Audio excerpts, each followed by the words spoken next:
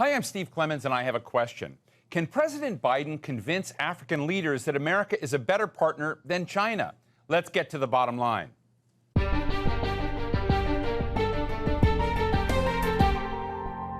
This week, the White House hosts leaders from 49 African countries to try and convince them that their continent is a real priority for America. It's going to be a hard sell, since many Africans feel that Washington has treated them with a lot of benign neglect, more of a problem than an opportunity. A place that's full of precious minerals that we want, like lithium and cobalt, which America needs for its electric cars, but also a place loaded with security concerns and humanitarian crises and corruption. Meanwhile, Russia's kind of zoomed to the top as Africa's #1 weapons dealer, and China's trade with African countries has reached a record $261 billion last year. That's about 5 times more than the U.S.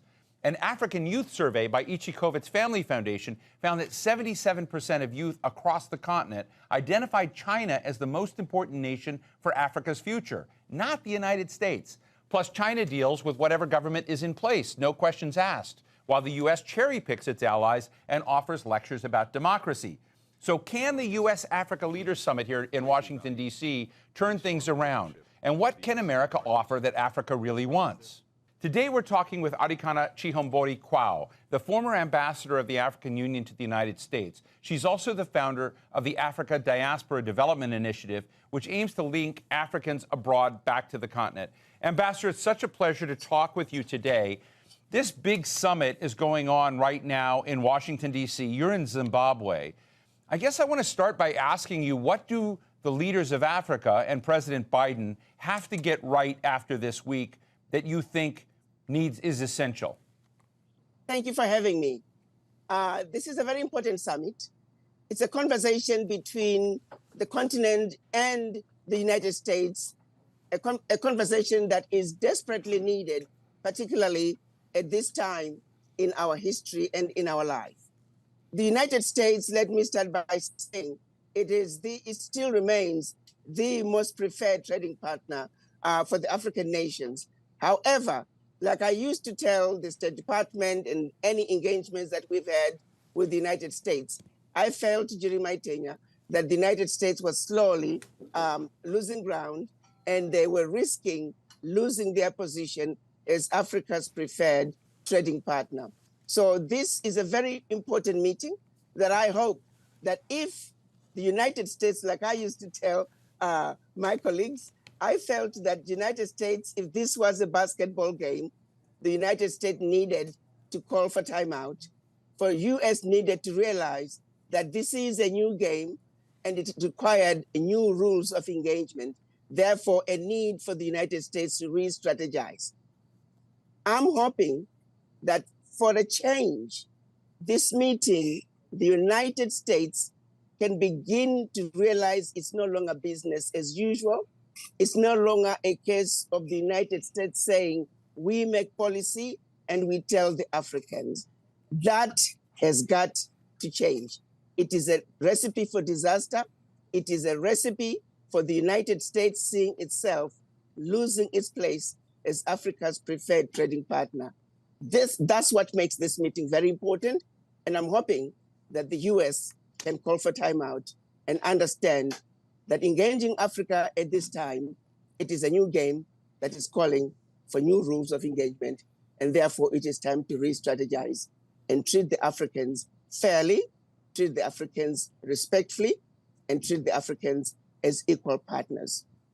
You know, Ambassador, I think one of the things that I'm trying to be sensitive to is that we often over in the United States, as you know, and you were the ambassador of the African Union, tend to talk about a continent as opposed to individual countries and nations, of which there are 54. There are 49 heads of state here in Washington this week.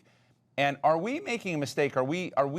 Is our ignorance on our side, from your impression of our ignorance, you know, amplified by us talking about Africa so much as opposed to talking about Rwanda, Zimbabwe, Ghana? Should we be, is our illiteracy in this level so obvious that it's a real problem? And do these kinds of summits that bring everyone together do a disservice to that kind of getting to know each country more distinctly?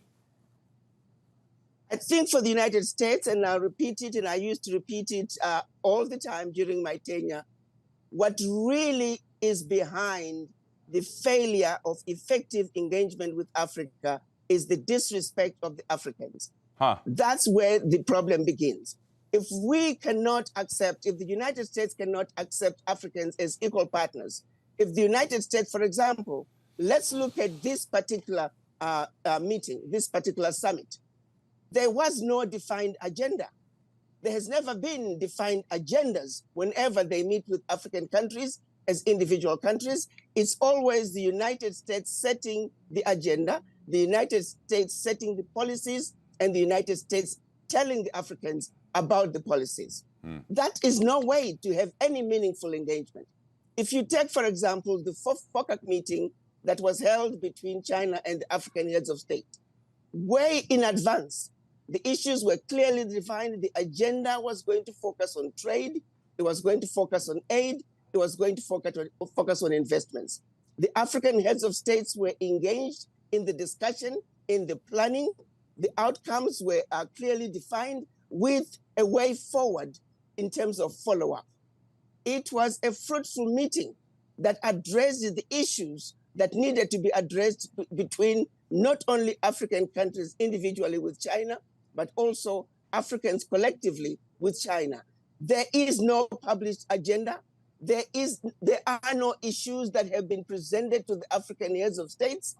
Africans have not been asked to engage in terms of creating the agenda and making sure that when the African heads of states come to Washington, the outcomes, the issues to be discussed are going to be meaningful outcomes with follow-up and deliverables that are going to be beneficial to both. It remains a one-sided conversation with the United States telling the Africans the agendas and the policies. The Africans are not on the table to discuss issues pertaining to us, wherein lies the problem. And the reason that continues to be the case, what underscores that is the disrespect for Africans. I repeated it, I complained about it repeatedly. It is a serious problem. The United States must understand that Africans are not going to take it anymore.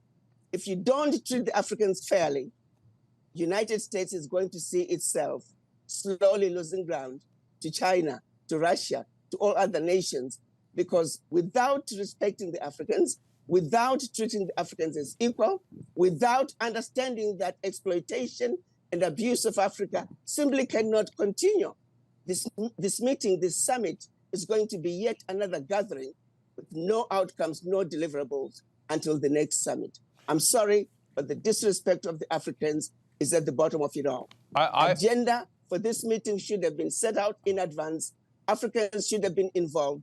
Without the involvement of the Africans in these discussions, this is a useless meeting. I'm sorry, but that is the fact. No, I am very grateful for your candor. And it sounds to me, I mean, I think there was a lot of criticism of the last summit like this under President Obama, that there was like no follow through. And, you know, it's one of the big questions I'm asking is, how do you make a big bang summit where everyone comes over? It's like checking off the box and say, okay, we've done Africa, now we can move on to other things. How do you make that something that's a more sustainable and a more continuous engagement of the United States with Africa? And what I'm hearing from you is, frankly, a lot of disappointment and you know, a lot of pessimism about what may come out of this summit. Well, the point of the matter is already, you know, nothing is going to come out of it because it is a one-sided conversation. Right. Where is the agenda? The agenda should have been published way in advance. The African leaders should have been given an opportunity to also state their position so they can come up with an African position that can then be discussed alongside the American position. So the fact that it is a one-sided conversation, that is yet going to be another useless meeting with no outcomes. But again, I'm going to keep emphasizing the reason this is happening is because there is a disrespect for the Africans. There is a general feeling that we don't need to hear from the Africans. Their opinions do not matter. That wherein lies the problem. Why were the Africans not consulted? Why were the Africans not part of an agenda Why was there not even an agenda like what happened during the FOCAC meeting with China? Those are some basic issues. No head of state. President Biden would not pick up and go to meet with any other leader in the world without an agenda. That simply doesn't happen. Right. So what makes the US think that they can engage African leaders without an agenda? Come to Washington, let me tell you what I want to do for you. Come to Washington, let me tell you what you need to do in your countries. That game is an old game. Right. It's not going to work anymore. To be honest with you, if I'm to speak the truth, I hope a lot of heads of states don't come, because it is an insult. It is an abuse of the African leaders. It's a disrespect of the African leaders. Where is the agenda? Please respect the African leaders. Do unto them what you would want done unto you. So it's really a simple ask. Let me ask you a question. You mentioned China and how China approaches this. I'm interested in what China gets so right. But is there a blind spot there? Are there problems in the China-Africa relationship from your perspective? Let me just hit the nail in the head and deal with the 10,000-pound gorilla in the room. Yeah. Racism as well plays a very important part. The disrespect of the Africans also goes back to a lot of the people who work in the US government, not all of them, but there's a significant of them who automatically assume that Africans do not know what they're doing. Africans need help. Africans need to be told what to do. And racism is also at the bottom of it all. We need to address the individuals who are going to be visiting Africa, engaging Africa. They must understand that Africans are equal to them. But when one goes to Africa with a sense of superiority, wherein lies the problem, because you are not going to engage those leaders who are going to come to the table as equals. You go in feeling superior, you come back feeling superior. That is not an issue with the Chinese. The Chinese are coming in. The Chinese, yes, if you don't negotiate with them and they win the game, then that's your fault. But they don't come in feeling superior. They understand that Africa has something they need. So they will come to the Africans. They will come and make sure that they let the Africans know that you matter to us, that our relationship with you does matter.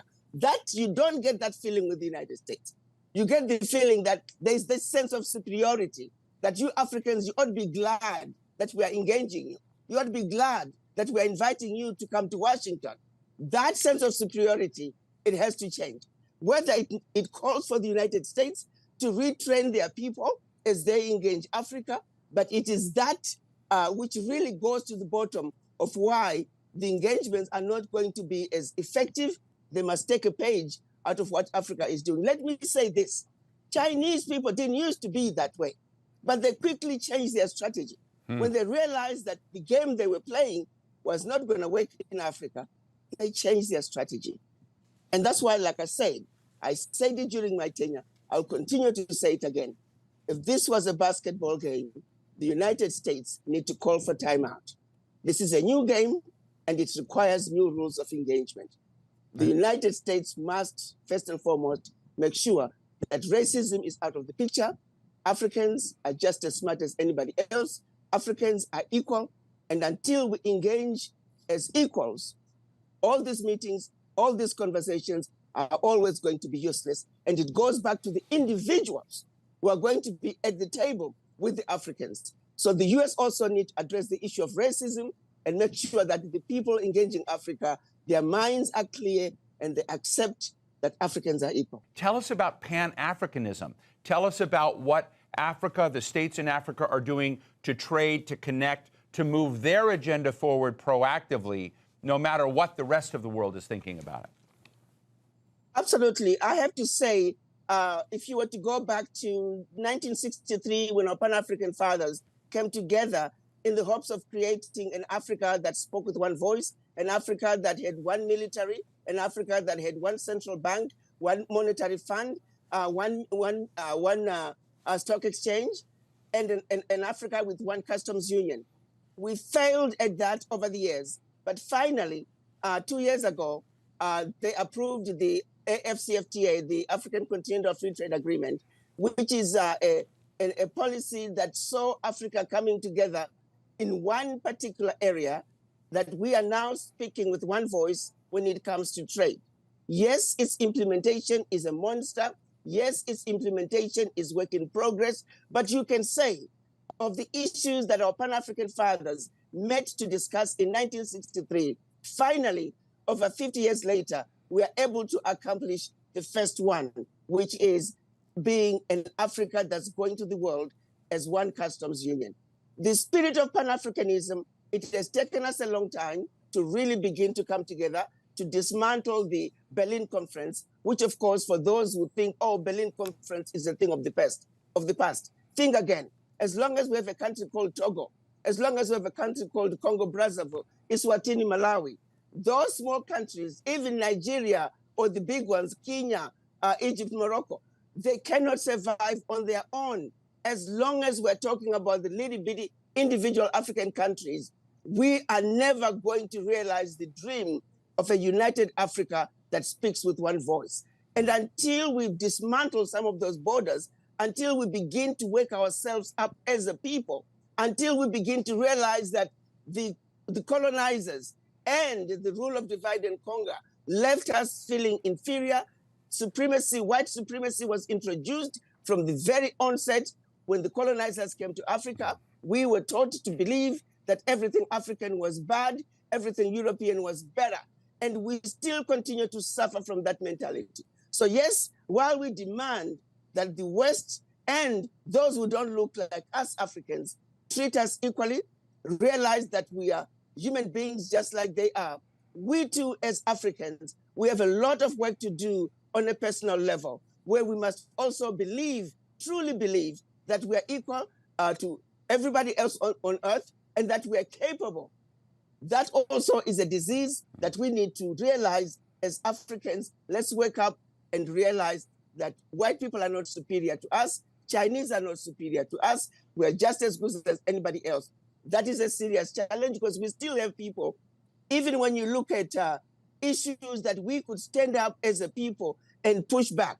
You see ministers from the Western world going to Africa, and they basically can, I've seen them say some of the most ridiculous things to the Africans. Right. And instead of the Africans pushing back and saying, hey, hold it, this is not going to fly, instead the Africans are afraid, just inherently fear of the white person, without any, for no good reason whatsoever, except that we have been programmed to feel inferior. So on an individual basis, we continue to speak the gospel of truth. We continue to shed the light as to the brainwashing that the African has been put through, wherein lies the problem. When you look at what is being done at the World Bank, for example, the Bretton Woods institutions, the frivolous loans, countries that have never defaulted on their loan repayments, and right. Yet they're still given large interest rates. Why? Countries like the United States that don't need any help, right. They get loans at zero interest rates. You look at the issue. I'm glad President Biden, I hear he's going to be talking about having the AU as the 51st member of the G20. Well, let's also take it to the next level. Let's go to the United Nations. Let's have Africa, 1.4 right. billion people. They need to come to the table. Let's African Union be the 6th member of the 5-member UN Security Council. You can't just totally disregard 1.4 billion people because you've gotten away with it for centuries. Well, guess what? Game is over. Africans are waking up. Africans are beginning to realize and understand the game that have been played. Unfortunately, we don't have that critical mass of people who are continuously going to speak truth to power. Right. The good thing with the story of Africa is ours, we are coming from a position of righteousness, right. A position of truth, a position of facts. Right. Those are constants. They don't change. Let's continue to give the world an overdose of our truth, but at the same time, while we are doing so and demanding a world that is fair, that is just, and free of right. racism, bigotry, and hate, we must also work on our own development and our own awakening as a people. Talk to me a little bit about how Africa can take advantage of its intellectual connection and assets to entrepreneurs who have left but may want to help Africa back, because this is one of your major initiatives. Absolutely. The brain drain that started over 400 years ago, when the best and the brightest and the fittest were taken out of Africa forcibly, and that is when the brain drain started. I want to make sure that is very clear. And when we talk about African diaspora, we're talking about all people of African descent living outside of Africa.